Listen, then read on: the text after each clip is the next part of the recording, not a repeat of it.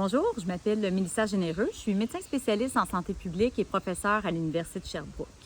Au cours des 2 dernières années, mes travaux m'ont permis de réaliser malheureusement que l'anxiété, la dépression et même les idées suicidaires sont plus fréquentes que jamais au sein de la population québécoise et tout particulièrement chez les jeunes. Juste en Estrie, on a sondé plus de 6000 jeunes au secondaire, dont plusieurs qui viennent de l'école La Frontalière à Quaticook. Et ces jeunes-là, on avait long à dire. On parle de janvier, février 2022, donc c'est tout récent. Imaginez-vous donc qu'il y en avait 4 sur 10 parmi ces jeunes-là consultés qui rapportent des symptômes modérés à sévères, soit d'anxiété, soit de dépression. Et il y en a même 1 sur 4 qui nous dit qu'au cours des 2 dernières semaines, il a pensé qu'il serait mieux mort. C'est pas rien, c'est quand même assez inquiétant. Et c'est là que je me dis que, heureusement, il y a des organismes communautaires comme les Veilles de Quaticook qui sont là pour nos jeunes et nos moins jeunes.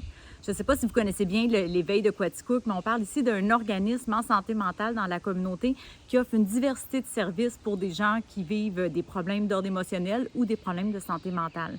Ça peut aller de services de relations d'aide ou autres services individuels, des ateliers de groupe sous forme de clubs de marche, d'art-thérapie.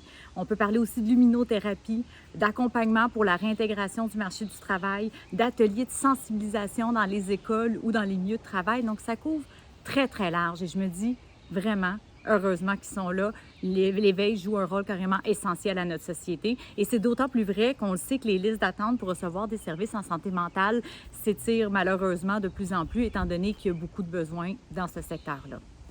Et c'est exactement dans cette logique-là que Dojo en juin a vu le jour. L'idée de Dojo en juin, c'est une occasion unique qu'on se rassemble tous pour un peu se montrer solidaires envers la cause de la santé mentale, évidemment, mais aussi c'est une occasion de ramasser du financement.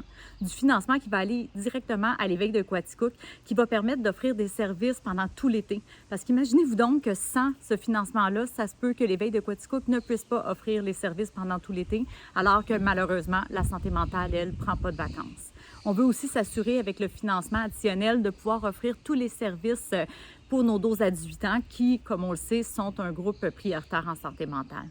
Donc, c'est vraiment de façon totalement emballée là, que je vous invite à vous joindre à nous. Ça va être du 8 au 19 juin dans les 12 municipalités de la MRC de Quaticook. Donc, on va avoir des marcheurs qui vont parcourir plus de 200 km en tout et partout. C'est extraordinaire. Donc, venez à leur rencontre.